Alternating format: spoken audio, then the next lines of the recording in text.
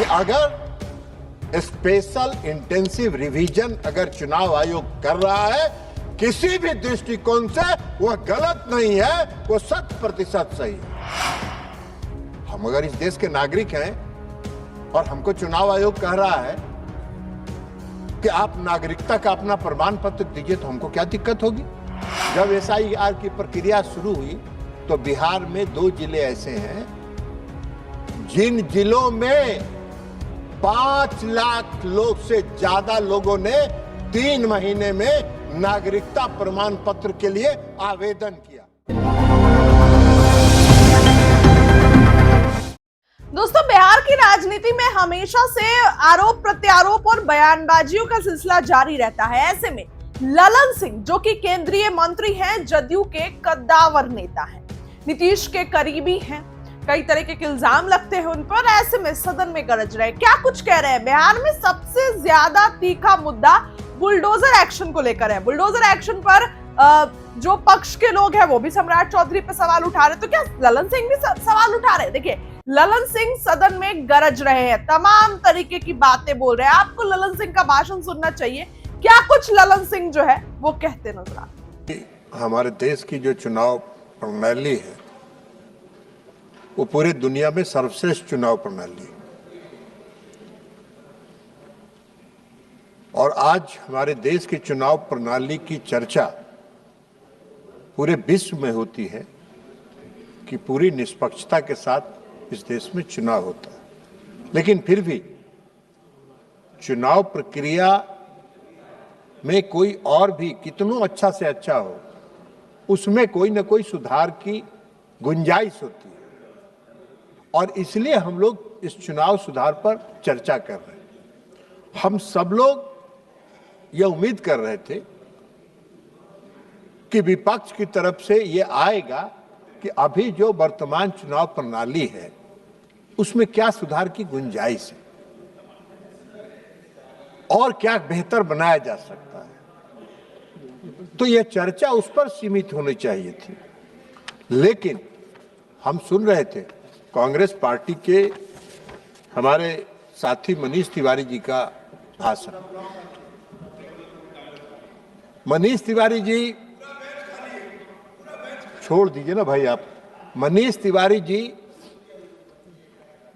वकील भी और वरिष्ठ वकील है। कम से कम जब उन्होंने चर्चा प्रारंभ किया तो मुझको लगा कि कोई सकारात्मक सुझाव इनकी तरफ से आएगी और ऐसा कोई सुझाव देंगे जिससे चुनाव की प्रणाली में और क्या सुधार की गुंजाइश किया जा सकता है। लेकिन उनका भाषण जब हमने सुना तो मुझको आश्चर्य हुआ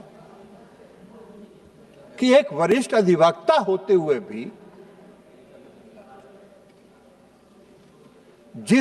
जिन सवालों को उन्होंने उठाया उस सवाल का इस सदन से कोई लेना देना नहीं है। उन्होंने चर्चा प्रारंभ किया चुनाव आयोग पर। महोदय, आप सबको मालूम है, हम सबको मालूम है कि चुनाव आयोग एक संवैधानिक संस्था है और संवैधानिक संस्थाओं के कार्यकलाप पर इस देश के प्रधानमंत्री आदरणीय नरेंद्र मोदी जी की सरकार कभी किसी संवैधानिक संस्थाओं के कार्यकलाप में कोई हस्तक्षेप नहीं करती है। आप करते थे। अरे वाह भाई वाह, आप कुछ बता दें। आप जिसके साथ गलमहियां लगाए हुए हैं, गिल साहब उदाहरण है इस देश में। गिल साहब मुख्य चुनाव आयुक्त थे और मुख्य चुनाव आयुक्त से हटते राज्यसभा में पहुंच गए और कांग्रेस सरकार में मंत्री बन गए। और आप कह रहे हैं प्रभावित करते हैं। कोई उदाहरण है क्या?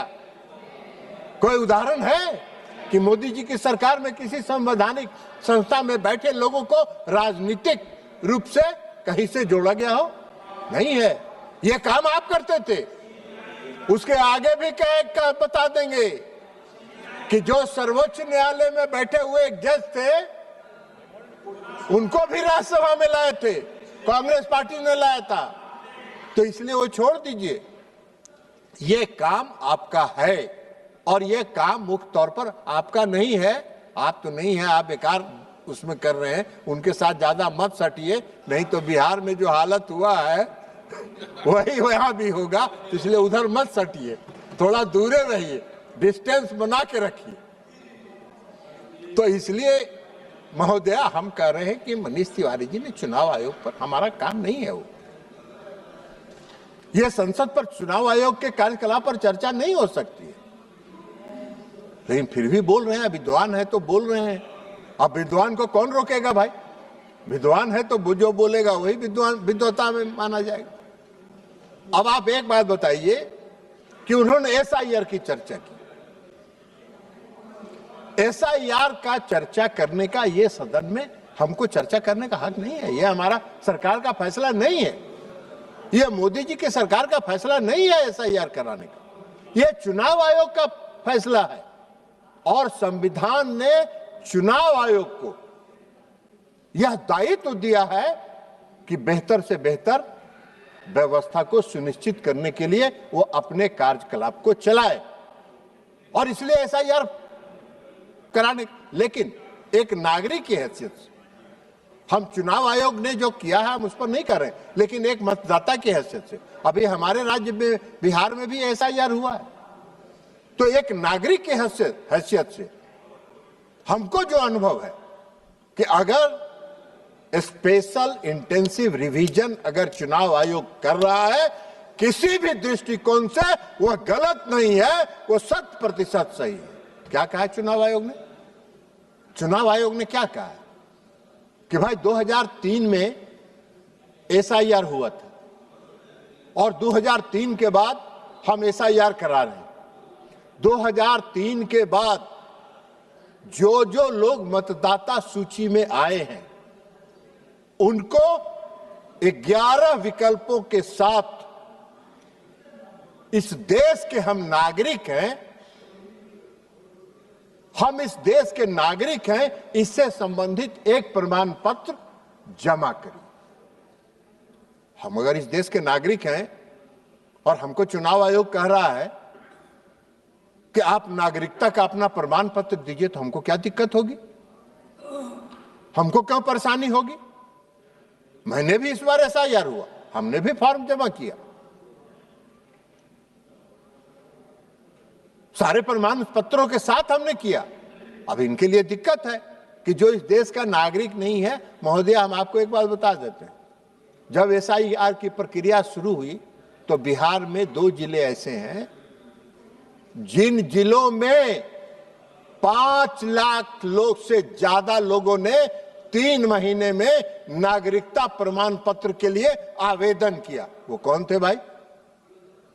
कौन थे वो कौन थे? और अगर ऐसे लोगों को सत्यापित करने का काम चुनाव आयोग कर रहा है तो चुनाव आयोग क्या कर रहा है? एक नागरिक की हैसियत से हम इस बात को कह सकते हैं। 11 विकल्प में आपको एक विकल्प भी दे सकते थे। यह चुनाव आयोग का दायित्व है। और फिर आप एसआईआर पर चर्चा कर रहे हैं। एसआईआर पर तो सारा मामला सुप्रीम कोर्ट में बहस हो चुका, तो फिर यहां काहे के लिए बहस कर रहे हैं? आप मनीष तिवारी जी वरिष्ठ अधिवक्ता हैं, सुप्रीम कोर्ट में वो सारा तर्क आप जाके रखते, लेकिन नहीं किया आपने। आप एसआईआर का चर्चा कर रहे हैं, आप ईवीएम का सवाल उठा रहे हैं।